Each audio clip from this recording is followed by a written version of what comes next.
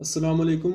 इस वीडियो में मैं आपको बताऊंगा कि किस तरह से आपने अपने जेंगो प्रोजेक्ट को फ्री में डिप्लॉय करना है पाइथन एनीवेयर डॉट कॉम पे। तो रिसेंट वीडियोस में जो ब्लॉग प्रोजेक्ट है उसे कंप्लीट कर लिया। अब इसकी डिप्लॉयमेंट की तरफ बढ़ते हैं और यहाँ पे मैंने एक न्यू टैब में पाइथन एनीवेयर डॉट कॉम को ऑलरेडी खोला हुआ है, जिसपे कि मैं आपको इसे डिप्लॉय करके दिखाऊंगा। यहाँ अगर मैं आपको प्राइसिंग एंड साइन अप का टैब दिखाऊंगा तो यहाँ पे आपको ये एक बिगिनर अकाउंट प्रोवाइड करते हैं जो कि फ्री होता है। इसमें बस एक लिमिटेशन है कि आपको क्या कहते हैं, स्टोरेज मिलती है 512 एमबी की, और उसमें आपको जो है जुपिटर नोटबुक्स नहीं मिलती। बट अगर ये प्रोजेक्ट देखा जाए, अगर आप एक बिगिनर हैं और आप डिप्लॉयमेंट सीखना चाह रहे हैं, तो मैं समझता हूँ कि पाइथन एनीवेयर डॉट कॉम जो है वो एक अच्छा प्लेटफॉर्म है कि आपको एटलीस्ट जो डिप्लॉयमेंट के बेसिक्स हैं वो इस पे समझने को मिल जाते हैं और आप अपने प्रोजेक्ट्स को इजीली डिप्लॉय कर सकते हैं। तो यहाँ पे मैं इनके बिगिनर अकाउंट से स्टार्ट करूंगा।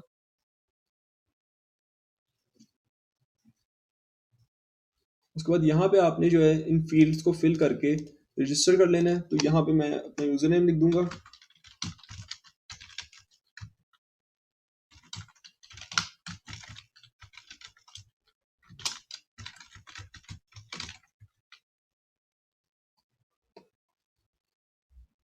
तो जैसे ही आप रजिस्टर करेंगे तो आप इस डैशबोर्ड पे रिडायरेक्ट हो जाएंगे। अब अगर आप इसको टूर करना चाहें तो आप टूर कर सकते हैं, लेकिन मैं अभी इसको एंटूर करके आपको बता देता हूँ कि ये डैशबोर्ड किस तरह से वर्किंग करता है। ये जो आपका डैशबोर्ड है, इसके चार हिस्से होते हैं। पहला हिस्सा है कंसोल्स का। कंसोल में आपको एक तो बैश टर्मिनल मिलता है और एक माई एसक्यूएल टर्मिनल मिलता है, और आप एट अ टाइम दो कंसोल जो है इस पे एक्टिव रख सकते हैं। उसके बाद यहाँ पे आ जाती हैं आपकी फाइल्स। यहाँ पे आप अपनी प्रोजेक्ट की फाइल्स को अपलोड करते हैं। जो पूरा फाइल सिस्टम, जिस तरह लिनक्स का फाइल सिस्टम है ना, सेम ये वही वाला फाइल सिस्टम आपको यहाँ पे देते हैं।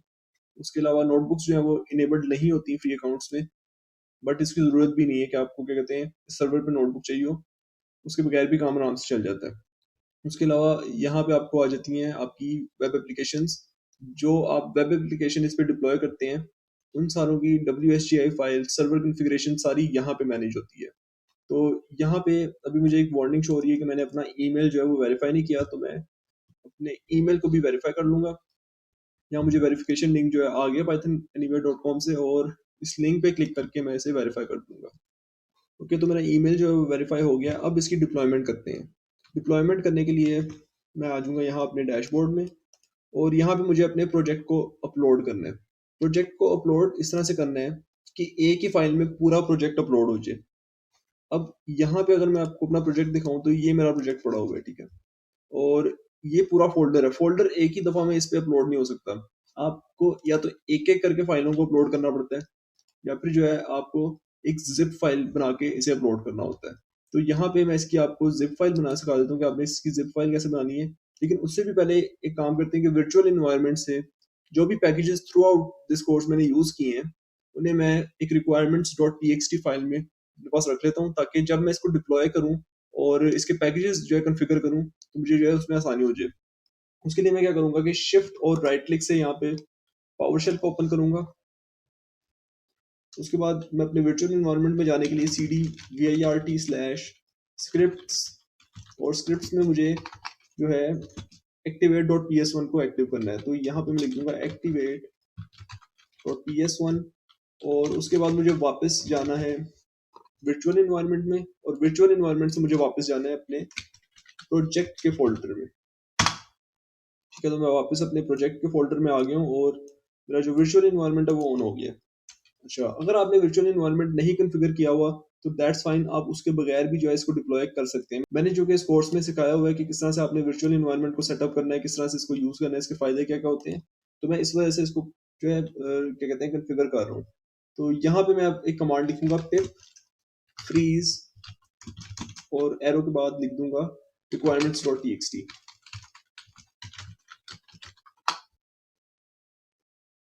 जैसे ये कमांड चलेगी तो इस फोल्डर में एक ऐसी फाइल आ जाएगी जिसका नाम होगा रिक्वायरमेंट्स डॉट टीएक्सटी। और अगर मैं उसके आपको कंटेंट्स दिखाऊं तो उसमें वो सारे पैकेजेस आ जाएंगे जो मैंने इस कोर्स में यूज करना सिखाए हैं। हाँ, तो उसमें ये सारे कंटेंट्स अवेलेबल हैं, और ये इस फोल्डर में आ गई है। तो अब मैं इस टर्मिनल को बंद कर दूंगा क्योंकि अब इसका काम हो गया। और मुझे अब इस फाइल को और इस फाइल को जिसमें मेरा प्रोजेक्ट है, इन दोनों को जिप करना है। वर्चुअल एनवायरनमेंट को जिप करने की जरूरत नहीं है, आपको सर्वर पे जो है ऑलरेडी एक पाइथन इंटरप्रेटर मिल जाएगा। तो इन दोनों को कंट्रोल और क्लिक से मैंने सिलेक्ट कर लिया, और यहाँ पे इनको कंप्रेस टू जिप फाइल में कर दूंगा। और इसका नाम मैं भी यही रहने देता हूँ। अच्छा, ये हो गया। अब इसको अपलोड करना है मुझे सर्वर पे। तो सर्वर पे अपलोड करने के लिए मैं भी फाइल्स में गया था और यहाँ पे मुझे इस तरह से एक स्ट्रक्चर नजर आ रहा है। जो आपकी फाइल्स हैं वो आपको यहाँ राइट साइड पे नजर आती हैं, और जो डायरेक्टरीज हैं, जो फोल्डर्स हैं आपके, वो आपको यहाँ लेफ्ट साइड पे नजर आते हैं।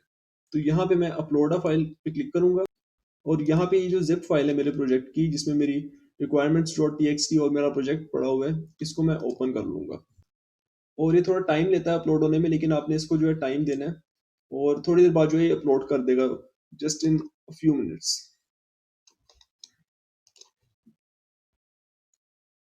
ओके, तो मेरी जो प्रोजेक्ट की जिप फाइल है वो सर्वर पे अपलोड हो गई है। अब मुझे प्रोजेक्ट को सेटअप करना है। उसके लिए मैं यहाँ पे वेब वाले टैब में आ जाऊंगा। यहाँ पे आने के बाद मुझे बताया जा रहा है कि अभी मैंने कोई वेब ऐप कॉन्फ़िगर नहीं की। जो आपका बिगिनर अकाउंट होता है pythonanywhere.com पे, उस पे आप एक वेब ऐप को कॉन्फ़िगर कर सकते हैं। तो यहाँ पे मैं ऐड न्यू वेब ऐप पे क्लिक करूंगा, और यहाँ पे मैं नेक्स्ट कर दूंगा, और फिर इसे बता दूंगा कि मैं पाइथन का जेंगो फ्रेमवर्क यूज कर रहा हूँ। उसके बाद यहाँ पे जो भी आपको ये लेटेस्ट वर्जन प्रोवाइड कर रहा होगा, आपने उसे क्लिक कर देना है। अभी 3.13 है या 3.14 है, बट यहाँ पे भी 3.10 शो कर रहा है। तो जो भी उस वक्त के हिसाब से, जब आप ये सारा कॉन्फ़िगरेशन कर रहे होंगे, उस वक्त के हिसाब से जो भी आपको ये लेटेस्ट वर्जन प्रोवाइड करेगा, आपने उस पर क्लिक कर देना है। उसके बाद यहाँ पे मुझे बताया जा रहा है कि माई साइट के नाम से इस पाथ पे जो है एक फोल्डर बनेगा, जिसमें प्रोजेक्ट जो है वो पड़ा होगा जेंगो का। तो मैं इसको नेक्स्ट कर दूंगा। तो यहाँ पे जो मेरा प्रोजेक्ट है जेंगो का, वो सेटअप हो गया, और उसकी जो डोमेन है वो मुझे यहाँ पे प्रोवाइड कर दी गई है।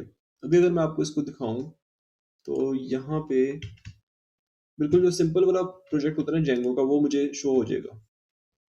हाँ, ये वाला जो इसकी इंस्टॉलेशन है। तो मुझे क्या करना है, मुझे इसको रिप्लेस करना है अपने प्रोजेक्ट से, जो मैंने यहाँ पे बनाया है, जो कि मेरी लोकल मशीन में, लेकिन मैंने सर्वर पे तो अपलोड कर दिया, लेकिन यहाँ भी ये लोकल होस्ट पे रिजाइड कर रहा है। अभी मैं इसको बंद कर दूंगा, क्योंकि इसकी ज़रूरत नहीं है, और वापस आ जाऊंगा अपने सर्वर पे, जो pythonanywhere.com ने मुझे प्रोवाइड किया हुआ है। अच्छा, अब यहाँ पे मुझे कुछ कन्फिग्रेशंस करनी है। यहाँ पे सबसे पहले तो मैं वापस जाऊंगा अपनी फाइल्स में, और यहाँ पे जो मेरी जिप फाइल है ना, इसको मैंने एक्सट्रैक्ट करना है। अब एक्सट्रैक्ट करने के लिए यहाँ पे आपके पास WinRAR नहीं होगा, आपने इसको टर्मिनल से एक्सट्रैक्ट करना है। और एक्सट्रैक्ट करने के लिए यहाँ पे आपको एक ऑप्शन मिल रही है, ओपन बैश कंसोल हेयर। तो आपने इस फोल्डर में होम और आगे आपका यूजर नेम लिखा होगा, आपने इसमें जो है बैश कंसोल को ओपन कर लेना है, और आपने मेक श्योर करना है कि आप इसी पाथ पे जो है अपने प्रोजेक्ट की जिप को अपलोड करें। तो यहाँ पे मैं इसे ओपन कर लूंगा। ओके, तो यहाँ पे जो मेरा बैश कंसोल है ये ऑन हो गया, और मैं इसको थोड़ा सा जूम इन कर देता हूँ, ताकि जो कमांड्स में टाइप करूँ तो आपको व्यू होती जाए। अच्छा, यहाँ पे सबसे पहले तो मैं pwd करके देखूंगा कि मैं किस डायरेक्टरी में एग्जिस्ट कर रहा हूँ। तो अभी मैं यहाँ पे हूँ, होम द कोडिंग ब्लॉग। ठीक है, अब मैं ls करके चेक करूंगा कि क्या मेरे पास, हाँ मेरे पास क्या जिप है। तो यहाँ पे मेरे पास जिप अवेलेबल है। ठीक है, अब इसको मैंने अनजिप करना है, तो यहाँ पे लिखूंगा अनजिप, और यहाँ पे इसका पूरा नाम लिख दूंगा जेंगो प्रोजेक्ट डॉट जिप। और ये जो टाइपिंग है इसकी थोड़ी सी स्लो होती है, क्योंकि सर्वर जो है ना इनका, क्या कहते हैं, थोड़ा सा इस मामले में स्लो होता है, क्योंकि आप ब्राउजर पे टाइपिंग कर रहे हैं ना, तो इस वजह से ये टर्मिनल में जरा देर से रिफ्लेक्ट होती है। अब मैं इसको एंटर करूंगा, तो इसने सारा जो प्रोजेक्ट है उसे जिप कर दिया है। अब मैं अगर आपको ls करके दिखाऊं, तो इसने एक फोल्डर में जिप किया होना इसको। ये देखिए, ये जो फोल्डर है ना, मैंने अब इसको क्या कहते हैं सेट इस तरह से करना है कि ये इस फोल्डर को जो है होस्ट करे। लेकिन उससे भी पहले यहाँ पे एक फाइल मेरे पास आई है, requirements.txt। मुझे इसके थ्रू जो है अपने इंटरप्रेटर को बताने कि मैंने इस प्रोजेक्ट में ये चीजें यूज की थी, मुझे ये इंस्टॉल करके दो। तो मैं यहाँ पे कहूंगा पिप इंस्टॉल -r requirements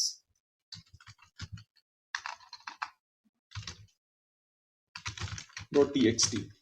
तो यहाँ पे इसने जो है पैकेजेस को इंस्टॉल करना शुरू कर दिया है, और जैसे ये पैकेजेस को इंस्टॉल कर देगा, तो मैं अपने प्रोजेक्ट के सेटअप की तरफ मूव कर जाऊंगा, कि ये जो डिफॉल्ट प्रोजेक्ट है ये स्विच हो जाए मेरे एक्चुअल प्रोजेक्ट से। ओके, तो यहाँ पे जो मेरे पैकेजेस थे, जो कि मैंने इस प्रोजेक्ट में यूज़ करना सिखाए हैं, वो सारे जो है इसने इंटरप्रेटर ने इंस्टॉल कर लिए हैं। अब मैं यहाँ पे एग्जिट टाइप कर दूंगा, ताकि कंसोल को बंद कर दूं।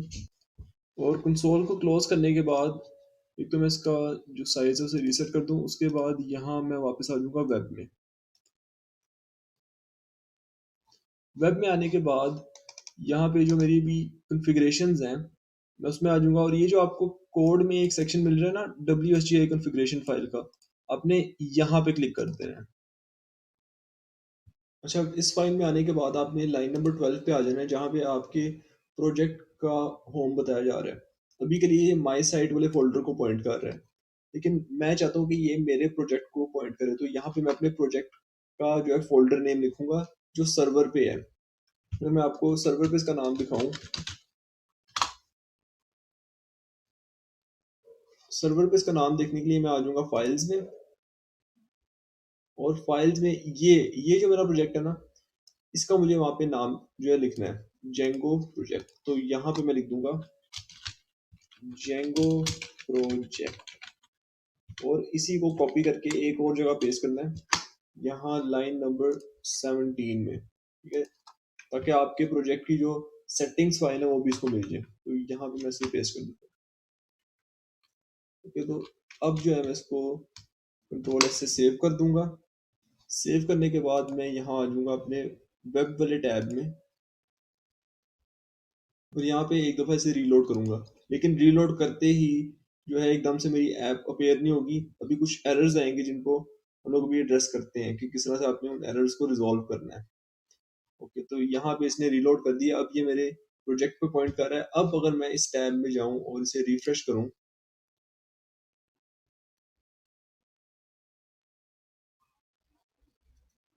तो यहाँ पे देखें कि बैड रिक्वेस्ट आ रही है, बैड रिक्वेस्ट 400। वो क्यों आ रही है? क्योंकि जो प्रोजेक्ट है वो इस डोमेन को नहीं जानता, जो प्रोजेक्ट है वो इसको नहीं जानता कि ये कौन सी डोमेन है। तो मुझे एक तो प्रोजेक्ट को बताना पड़ेगा कि ये डोमेन भी वैलिड है, अगर कोई इस डोमेन से भी आए तो वो विजिट कर सकता है। तो उसके लिए मैं क्या करूंगा, मैं आ जाऊंगा यहाँ अपनी फाइल्स में, जहाँ पे मेरा प्रोजेक्ट पड़ा है यहाँ पे आ जाऊंगा, और प्रोजेक्ट में जो मेरी प्रोजेक्ट सेटिंग्स हैं, ये जेंगो प्रोजेक्ट वाला फोल्डर, इसमें चला जाऊंगा। इसमें जाने के बाद यहाँ मेरे पास सेटिंग्स डॉट पाई है, इसको खोल लूंगा, ठीक है। और यहाँ पे ये मैंने लास्ट वीडियो में करना सिखाया था कि आपने किस तरह से जो है क्या कहते हैं 404 और 500 एरर को क्या कहते हैं स्पेसिफाई करना है। तो यहाँ पे मैंने लिखा था लोकल होस्ट, ठीक है। अब यहाँ पे लोकल होस्ट के बजाय मुझे डोमेन लिखनी है, तो यहाँ पे जो मुझे डोमेन स्पेसिफाई की है pythonanywhere.com ने, इसको मैं कॉपी करूंगा और यहाँ लाके इसको पेस्ट कर दूंगा, ठीक है। और इसको करते हैं सेव। अब उसके बाद इसको मैं एक दफ़ा दोबारा रीलोड करूंगा, और अब अगर मैं इस पे जाऊंगा तो मेरा जो प्रोजेक्ट है वो लोड हो जाएगा, लेकिन अभी भी कुछ एरर्स आएंगे जिनको भी एड्रेस करते हैं। ओके, तो ये रीलोड हो गया। अब इसको देखते हैं कि ये क्या करता है। अच्छा, अभी भी ये बैड रिक्वेस्ट दे रहा है। मेरा ख्याल है मैंने HTTPS भी उस पर लिख दिया है। हाँ, HTTPS के बगैर आपने जो है इसको लिखना है। अब सेव करके इसे दोबारा एक दफ़ा रीलोड करते हैं। तो अब आप यहाँ पे देख सकते हैं कि प्रोजेक्ट तो लोड हो गया, लेकिन कोई CSS नहीं, कोई इमेजेस वगैरह नहीं, सिर्फ HTML आ रहा है। तो इस एरर को भी अभी एड्रेस करते हैं, बट आपने उससे पहले मेक श्योर कर लेना है कि जब आप क्लाउड होस्ट को सेट कर रहे हो ना, तो आपने यहाँ पे डोमेन को एज इट इज लिख देना, कोई HTTPS वगैरह नहीं, कोई सिंबल वगैरह नहीं, एज इट इज आपने इस डोमेन को यहाँ पे लिखना है, ठीक है। उसके बाद मैं वापस आऊँगा यहाँ अपनी वेब सेटअप में, और यहाँ पे नीचे आप स्क्रॉल डाउन करें तो यहाँ पे आपको मिलेंगे स्टैटिक पाथ्स, ठीक है। अब स्टैटिक पाथ्स जो है यहाँ पे कॉन्फ़िगर करना मैं समझता हूँ कि काफ़ी आसान है। तो स्टैटिक अभी कहाँ पॉइंट कर रहा है? अभी भी ये माई साइट में पॉइंट कर रहा है, ठीक है। तो मैं इसको कहूँगा कि माई साइट में नहीं आपने पॉइंट करना, आपने पॉइंट करना है मेरे ब्लॉग प्रोजेक्ट में। तो यहाँ पे उसको मैं फोल्डर दे दूंगा जेंगो ब्लॉग। क्या क्या नाम रखा तुमने फोल्डर का? मैं यहाँ से देख लेता हूँ, जेंगो प्रोजेक्ट। तो यहाँ पे लिख देते हैं जेंगो प्रोजेक्ट, और यहाँ पे इसको सेव कर दिया। उसके बाद मीडिया को भी मुझे यहाँ पे एडिट करना है, लेकिन सिर्फ इन दो लिंक्स को एडिट करने से काम नहीं बनेगा, मुझे अभी इसको ब्लॉग ऐप के भी स्टैटिक के बारे में बताना है। तो यहाँ पे मैं लिख दूंगा जेंगो प्रोजेक्ट, इतना करने के बाद यहाँ पे एक और मैं URL एंटर करूंगा, जो कि होगा मेरी ब्लॉग ऐप का, जिसमें मेरा सारा CSS पड़ा है, जो मेरा कस्टम CSS था, जो कि बूटस्ट्रैप का CSS था एक्चुअली। वो जो है इसको बताना है कि किस तरह से इसने यूज करना है। तो यहाँ पे स्टैटिक /blog ऐप के ये URL है, अब इसका पाथ क्या है? इसका पाथ होगा होम स्लैश आपका यूजर नेम। अगर आप इस सारे क्या कहते हैं प्रोसेस को फॉलो कर रहे हैं तो आपको इसी तरह से इसे स्पेसिफाई करना होगा। और जो लोग क्या कहते हैं इस कोर्स को देख के इस वीडियो तक आए हैं तो उनका तो सेम यही पाथ होने वाला है, बट यहाँ पे आपने अपना यूजर नेम लिख देना है। ठीक है, उसके बाद आपने प्रोजेक्ट का नाम,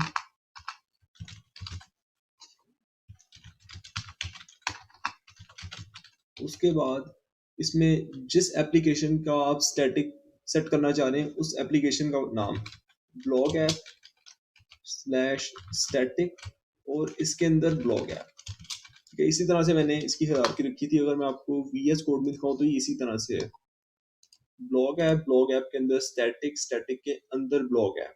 ठीक है, इस तरह से मैंने करके इसको स्पेसिफाई किया हुआ है। तो अभी अगर मैं इतना इसको कर दूंगा और रीलोड करूंगा तो एटलीस्ट सीएसएस जो है वो लोड हो जाना चाहिए। ओके, अब इसको रीलोड करते हैं। ओके, मीडिया लोड हो रहा है लेकिन अभी भी सीएसएस लोड नहीं हुआ। शायद सीएसएस के पाथ में मैंने थोड़ी सी गलती कर दी है। Home recording blog, Django project blog app static और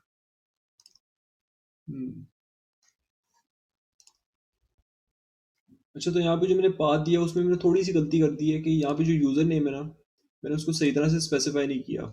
यूजर नेम को मुझे पूरा लिखना है यहाँ पे, द कोडिंग ब्लॉग, ये मेरा यूजर नेम है। तो अब अगर मैं इसको स्पेसिफाई करके दोबारा से रीलोड करूँ तो इसका जो CSS है होपफुली वो लोड हो जाना चाहिए।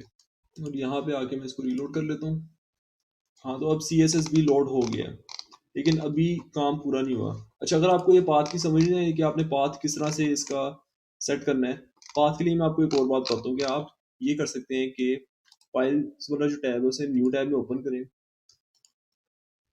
उसके बाद आपने अपने प्रोजेक्ट में जाना है।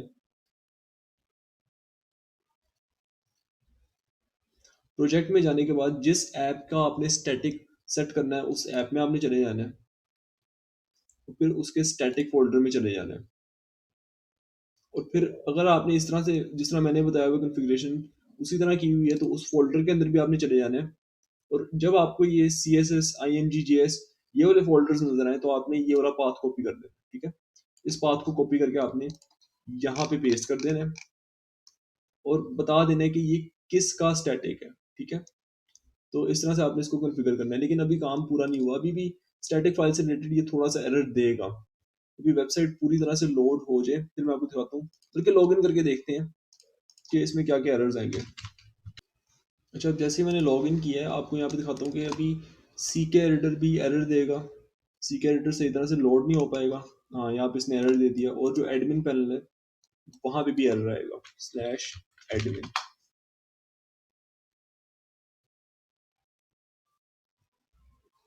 तो यहाँ पे आप देख सकते हैं कि एडमिन पैनल का सिर्फ HTML लोड हुआ है, एडमिन पैनल का कोई CSS लोड नहीं हो रहा। अच्छा, यहाँ पे अब जो आपको एरर देखने को मिल रहा है ना यहाँ HTML का, ये एरर क्यों है? क्योंकि इसको आपने अपनी ऐप के तो बता दिए स्टैटिक पाथ। ठीक है, आपने इसको भी जेंगो के स्टैटिक पाथ नहीं बताए। तो उसमें आपके पास दो हल होते हैं। पहला हल ये कि जो स्टैटिक का फोल्डर है ना, यहाँ पे जाके आप इसका CSS डिफाइन कर दें। इसका CSS डिफाइन आप कर सकते हैं क्योंकि जो जेंगो है ना उसके पैकेज में ही आपको मिल जाता है। जेंगो के पैकेज में आप ऑथ में जाएंगे ना, कॉन्ट्रिब ऑथ में, तो आपको इसके स्टैटिक फाइल्स मिल जाएंगी। एक तरीका आपके पास ये है। दूसरा तरीका जो है वो आसान तरीका है कि आप क्या करें कि अपने इंटरप्रेटर में जाके उसको क्या कहते हैं, जो उसका पाथ है ना स्टैटिक फाइल का, वो यहाँ पे एंटर कर दें और इसको बता दें कि इसने जो है जब भी एडमिन पैनल पे जाना है ना तो ये वाली फाइल्स यूज कर ले। अभी अगर मैं आपको व्यू पे सोर्स करके दिखाऊं तो ये कहीं ना कहीं एडमिन के स्टैटिक्स पे पॉइंट कर रहा होगा। ये यहाँ पे कर रहा है। ठीक है, स्टैटिक एडमिन। और ये इसको नहीं मिलेगा क्योंकि स्टैटिक का जो मैंने फोल्डर से दिया है वो मेरे प्रोजेक्ट की डायरेक्टरी है। प्रोजेक्ट में स्टैटिक जरूर एग्जिस्ट कर रहा है लेकिन उसमें एडमिन और ये CSS और ये सारा नहीं है। तो ये मुझे इसे बताना पड़ेगा। तो ये इसको बताने के लिए मैं क्या करूंगा, अभी इसने जो है 404 दे दिया क्योंकि इसको नहीं मिल रहा। ये स्टैटिक तक तो पहुंच गया लेकिन अंदर जब गया तो अंदर वो खाली है, अंदर उसमें ना एडमिन है, ना CSS है, ना डैशबोर्ड CSS है। तो अब क्या करना है कि आपने इसको इंटरप्रेटर का वो पाथ देना है जहाँ पे ये फाइलें पड़ी हुई हैं। और उसके लिए यहाँ पे ये मैंने पाथ लिखे हुए हैं, ये मैं आपको बता देता हूँ कि आपने क्या कहते हैं इन तक पहुंचना कैसे है। ठीक है, ये आपके स्टैटिक एडमिन का पाथ होता है। और आपने इसको इसी तरह कॉपी पेस्ट कर लेना, मैं डिस्क्रिप्शन में आपको दे दूंगा। और यहाँ पे आपने जो अपना यूजर नेम लिखना है ब्रैकेट्स के बगैर, ठीक है। तो यहाँ पे मैं आपको लिख के भी दिखा देता हूँ, कोडिंग ब्लॉग, और एग्जैक्टली यही पाथ होंगे। मैं आपको अभी दिखाता भी हूँ कि किस तरह से मुझे पता चला कि यही वाले पाथ होते हैं। इसको भी के लिए मैंने कॉपी किया और वेब सेटअप में आके यहाँ पे पाथ को एंटर कर दिया। उसके अलावा अभी इसको मैं टिक करूंगा, लेकिन इसका यूआरएल मैंने भी सेट नहीं किया। तो इसका जो यूआरएल है वो भी नोटपैड में देख लेता हूँ, स्टैटिक एडमिन, ठीक है। तो इसी तरह सेम इसी तरह मैं यहाँ पे लिख दूंगा स्लैश स्टैटिक स्लैश एडमिन, ठीक है।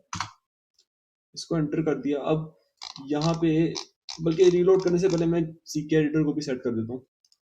उसी तरह यहाँ पे आपने ब्रैकेट से वगैरह अपना यूजर नेम लिख देना। और अगर आपने ये कोर्स किया है नहीं किया डजेंट मैटर, यही पाथ रहेगा, ठीक है। जब आप डिप्लॉय से करेंगे तो यही पाथ रहता है।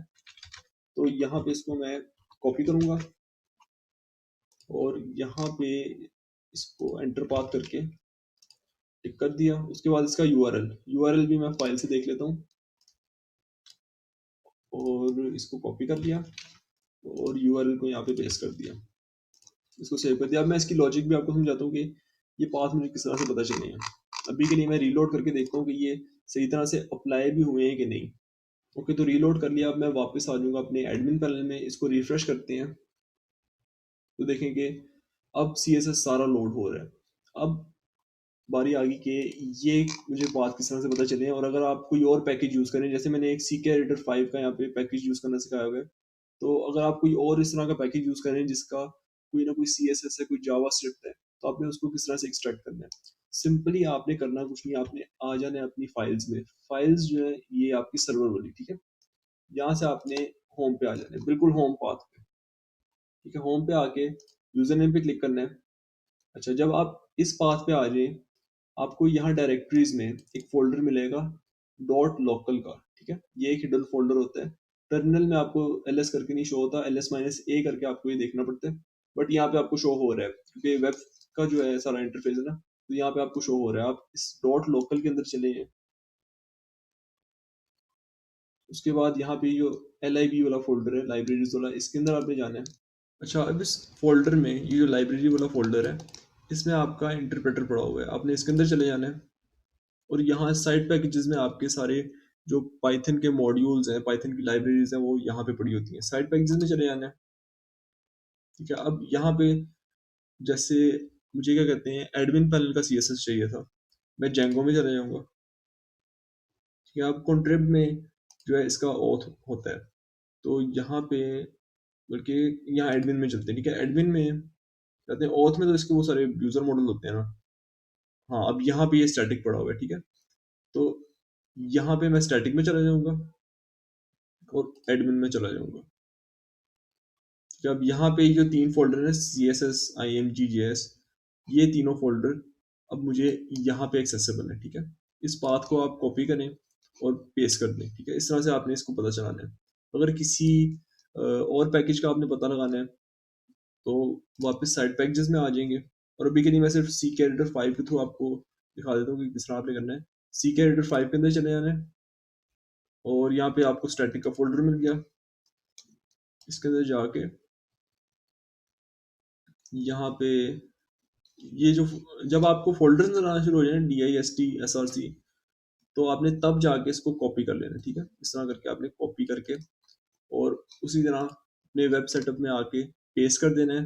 और इस URL का कैसे पता लगाना है, जिस फाइल में मसला आ रहा है ना, उसका आपने व्यू पे सोर्स कर देना है, इस तरह करके, ठीक है। तो आपको उसके URLs का पता चल जाएगा कि वो कौन से URLs यूज कर रही है। और जो ये इतना हिस्सा होगा स्टैटिक, आगे जैसे एडमिन है, तो इतना हिस्सा जो आपने बस यूआरएल में एंटर करना है। और अब अगर मैं यहाँ पे जाके अपना CK एडिटर चेक करूँ, ब्लॉग पोस्ट, तो यहाँ पे मैं कोई भी पोस्ट खोल लेता हूँ। मैंने बस देखना है कि CK एडिटर सही तरह से चल रहा है कि नहीं।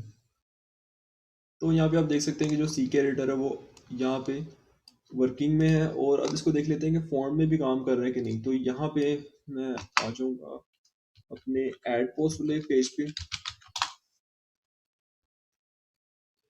और हाँ, फॉर्म में भी ये वर्किंग कर रहा है। तो इस तरह से आपने अपने प्रोजेक्ट को जो है डिप्लॉय करना होता है।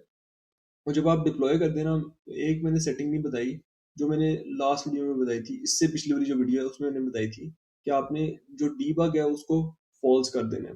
अगर आप फॉल्स नहीं करते डीबग को तो होगा क्या कि आपकी जो यूआरएल पैटर्न है वो भी नजर आ रहे होंगे। मैंने उस पर प्रॉपर एक वीडियो बनाई हुई है और आप देखना चाहें तो आपको प्लेलिस्ट में मिल जाएगी। बट मैं फिर आपको बता देता हूँ कि यहाँ आपने अपनी प्रोजेक्ट सेटिंग्स में आके जो डीबग है इसको फॉल्स कर देना है। यहाँ ऊपर आपको कमेंट में भी सिक्योरिटी वार्निंग दी हुई है कि जब आप प्रोडक्शन में है तो आपने इसको फॉल्स रखना है। जब आप क्या कहते हैं डेवलपमेंट कर रहे हो ना तो तब ये ट्रू ठीक है, तब ये ट्रू होता है ना तो आपको एरर्स का पता चलता रहता है। लेकिन जैसे आपने एक प्रोजेक्ट पूरा डेवलप कर लिया, उसको आपने अब जो है होस्ट करना है तो फिर इसको आपने फॉल्स कर देना है। तो ये थी इस वीडियो की इन्फॉर्मेशन। वीडियो थोड़ी लंबी होगी बट जरूरी थी आपको बताना था कि किस तरह से आप डिप्लॉयमेंट कर सकते हैं, क्या क्या एरर्स आते हैं डिप्लॉयमेंट में, किस तरह से उनको टैकल करना होता है। तो इसके साथ जो है मैं इस जेंगो के कोर्स को जो है यहाँ पे ख़त्म करता हूँ। और अगर आपको वीडियो पसंद आई है, ये कोर्स पसंद आया तो चैनल को सब्सक्राइब कर दीजिएगा, वीडियो को लाइक कर दीजिएगा। और आपसे मुलाकात होगी इंशाल्लाह नेक्स्ट वीडियो में। तब तक के लिए अल्लाह हाफिज़।